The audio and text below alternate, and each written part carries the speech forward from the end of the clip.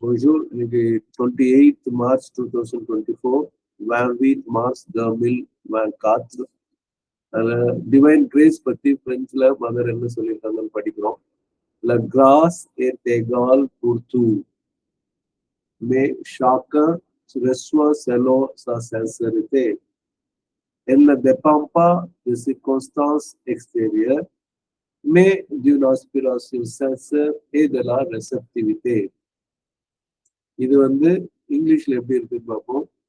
The grace is equally for all, but each one receives it according to his sincerity. It does not depend on outward circumstances, but on a sincere aspiration and openness. Openness is receptivity in French. La grâce, the grace, A is egal, equal to two. அது யாராவது மனசுக்குள்ள படிச்சு பாருங்க, அது எப்படி இருக்குன்னு நான் விளக்கம் சொல்றதுக்குள்ள.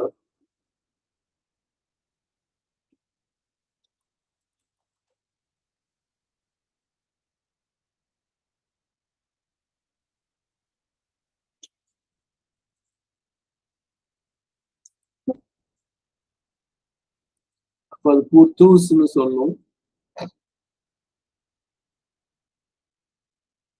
La grâce est égale pour tous. இந்த POUR TOUS ஆரோவில்ல ஒரு டிபார்ட்மெண்ட் ஸ்டோருக்கு உண்டான பேர். pour tous-னா ஃபார், POUR pour-னா ஃபார், TOUS tous அப்படின்னா all. So la grâce est égale, TOUS est égale pour tous. இறை அருள் என்பது அனைவருக்கும் பொதுவானது, சமமானது. மேனா பட், chacun அப்படின்னா each one, reçoit receives, selon according to, sa sincérité, his or her sincerity. சானா ஹிஸும் வரலாம், ஹரும் வரலாம். தமிழ்ல ஆனால் ஒவ்வொருவரும் அவர் நேர்மைக்கு ஏற்றாற்போல் அந்த அருளை பெறுவார்கள். ஸோ மே chacun reçoit receives, பெறுகிறார். selon according to. elle ne dépend pas, the grace அர்த்தம். ஏன்னா லா cross ne dépend pas, it does not depend. Des circonstances of the, because of the circumstances, சூழ்நிலை பொறுத்து அல்ல. circumstance exterior, புற சூழ்நிலையை பொறுத்து அந்த அருள் இல்லை.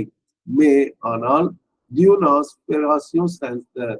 அப்ப சின்சியர் ஆஸ்பிரேஷன் தான் இங்கிலீஷ்ல வரும்.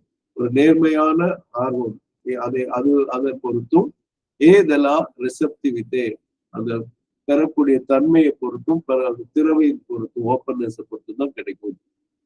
நான் திருப்பி ஃபுல்லா படிக்கிறேன். La grâce est égale pour tous, mais chacun reçoit selon sa sincérité.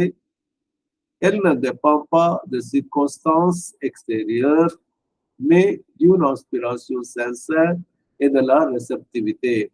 Merci beaucoup.